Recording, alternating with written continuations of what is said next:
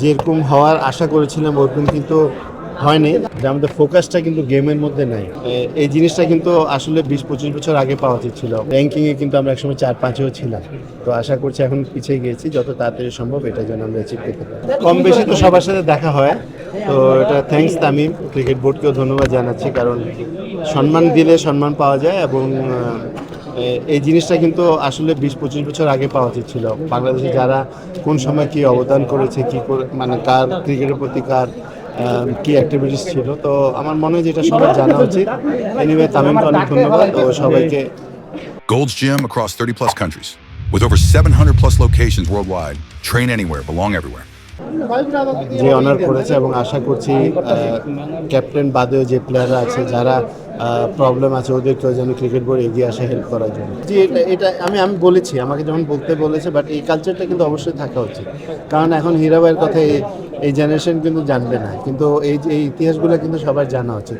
তো India, Pakistan, Sri Lanka, even যারা cricket খেলে, টেস্ট খেলে, প্রত্যেকের নামে কিন্তু গ্যালারি আছে। তো এই জিনিসটাও কিন্তু আমি আশা করছি, যেহেতু তামিম প্লেয়ার ছিল, ও জানে, ও দেখেছে, তো আশা করি ওর হাত দিয়ে এটা যেন শুরু হয়।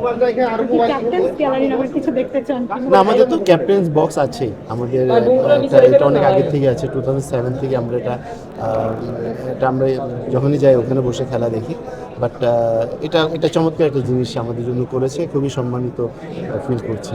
দেন গত 1.5-2 বছরে ক্রিকেটের জন্য যেরকম হওয়ার আশা করেছিলাম ওরকম কিন্তু হয়নি। আপনার অনেক আপস অ্যান্ড ডাউন ছিল। তো আশা করি যে নর্মাল যেভাবে অন্য দেশে যেভাবে এগিয়ে যাচ্ছে, মনে করেন যে আপনার যারা প্লেয়ারদের স্পোর্টস যারা আছে, প্লাস অ্যাডমিন যারা আছে যেখানে আছে, ওরা যদি স্মুথলি যদি চলে তাহলে, এবং স্মুথলি যদি চালাতে পারে, এটা হলো অনেক ভালো একটা দিক হবে। এবং সব তার চেয়ে ইম্পর্টেন্ট হলো যে আমাদের ফোকাসটা কিন্তু গেমের মধ্যে নাই। আপনার ফোকাসটা কিন্তু গেমের বাইরে, অন্য অ্যাক্টিভিটিস নিয়ে আমরা বেশি আলাপ আলোচনা করি। তো আশা করছি এটা বন্ধ করে ক্রিকেটটা কীভাবে এগিয়ে নেওয়া যায় সেই জিনিসটা চিন্তা করা উচিত। কারণ এক সময় ছিল আপনার আমাদের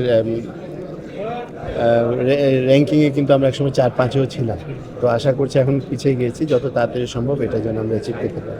সেই যে ডিপিএল এর মাঠে করাচ্ছে এবং প্লেয়ারদের পারিশ্রমিক বাড়িয়েছে, এটা নিয়ে কি বলবেন? এটা খুবই, বললাম তো আপনার প্লেয়ারদের জন্য এটা অনেক ভালো, এবং ডেফিনেটলি এটার জন্য অনেক প্লেয়ারও বের হয়ে আসবে, আরও অনেকেই ক্রিকেট খেলবে, খেলার চেষ্টা করবে। তো আশা করছি এগুলো যেভাবে হচ্ছে এটা যেন কন্টিনিউ যদি করতে পারে, এবং অনেক কিছু আছে। তো আশা করছি ও আস্তে আস্তে করবে যদি সুযোগ সুবিধা পায়। বাট আমাদের কাজ হলো ওকে যদি আমরা হেল্প করতে পারি, সবাই যদি সবার ক্ষেত্রে দিয়ে হেল্প করে, তাহলে ইনশাআল্লাহ ক্রিকেটটা আগে।